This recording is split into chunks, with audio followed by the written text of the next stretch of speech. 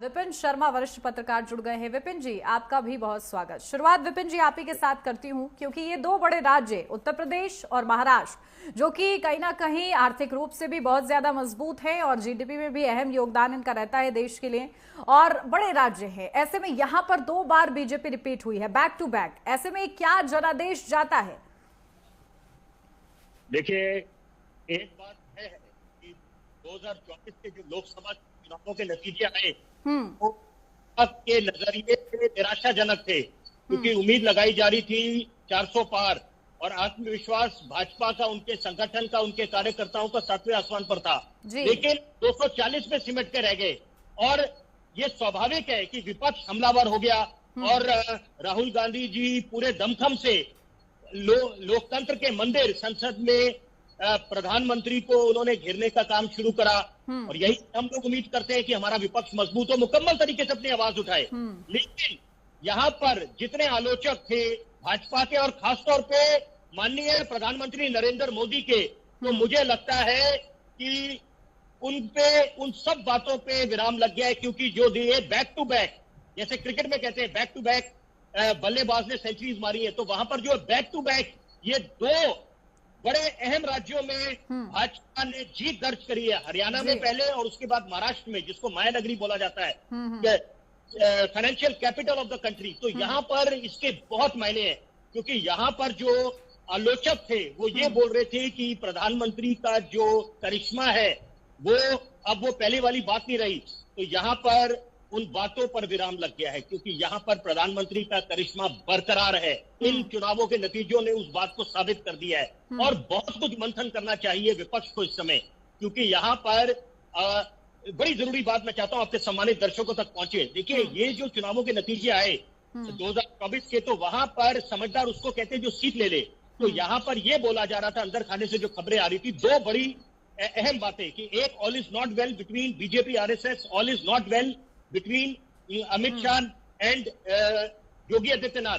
तो वहां पर उन बातों पर इन लोगों ने उस बात का संज्ञान लिया, और यहाँ पर ये जो चुनाव हुए हैं, तो यहाँ पर संगठन संघ के साथ मिलकर जो काम करा है, और यहाँ पर नतीजे आपके सामने जब जाहिर है। तो यहाँ पर वही बात है कि विपक्ष को भी नब्ज समझनी पड़ेगी जनता की। जनता जनार्दन होती है। जनता जब अपने कंफर्ट जोन से निकलती है अपना बेशकीमती वोट डालने, तो कई फैक्टर्स को मद्देनजर रखती है। वो समझती है कि क्या फेक नैरेटिव है, क्या जेन्युइन नैरेटिव है। यहाँ पर 2024 के लोकसभा जो चुनाव संपन्न हुए, फिर नतीजे आए, फिर सरकार का गठन हुआ, प्रधानमंत्री ने, नरेंद्र मोदी ने तीसरी बारी प्रधानमंत्री की शपथ ली, कार्यकाल संभाला।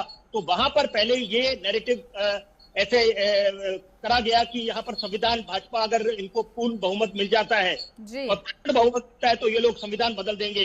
तो यहाँ पर ऐसी बात नहीं थी। लेकिन यही बात है कि इस समय आपको समझाना पड़ता है। और देखिए, महाराष्ट्र की बात, ये कितना दिलचस्प है, ये केस स्टडी है बहुत बड़ी, कि महाराष्ट्र में क्या नतीजे रहे लोकसभा में, और अभी कुछ महीने गुजरे हैं यहाँ पर, और भाजपा ने जो कमबैक करा है, ये बहुत ही बेहतरीन कमबैक है। तो मैं इसको totality of all the factors बोलूंगा, पर यहाँ पर अब बहुत कुछ मंथन करने की आवश्यकता है विपक्ष को। और जैसे कि आज आपने इस चर्चा के शुरुआत में बोला कि राजनीति के चाणक्य को जब अगर शिकस्त मिली है, लोग जिक्र कर रहे हैं शरद पवार जी का, निश्चित रूप से उनको चाणक्य माना जाता है, और अभी 21वीं सदी के हिंदुस्तान के चाणक्य अमित शाह है। तो यहाँ पर ये निश्चित बात है कि एक जो शिकस्त मिली है, उसके लिए अभी बहुत कुछ ग्राउंड वर्क करना पड़ेगा, क्योंकि आपको जनता की नब्ज भी समझनी है और युद्ध स्तर पे काम करना पड़ता है। क्योंकि आप ये चुनाव की प्रक्रिया जो लोकतंत्र का महापर्व है, उतार चढ़ाव चलते रहते हैं, हार जीत चलती रहती है, लेकिन यहाँ पर मनोबल, दो बड़ी जरूरी बातें, मनोबल पे बहुत कुछ निर्भर करता है,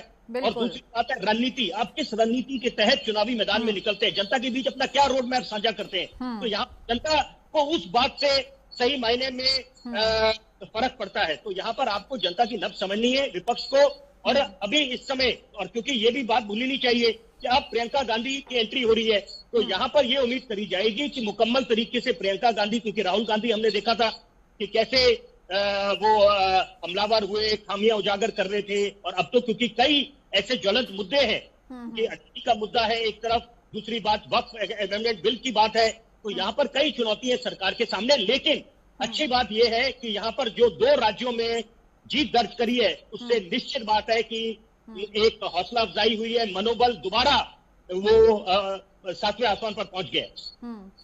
बिल्कुल, कहीं ना कहीं बीजेपी का मनोबल यकीनन बड़ा है, चाहे फिर उत्तर प्रदेश में उपचुनाव में ही परिणाम जो सामने आए उसी से क्यों ना बढ़ा हो।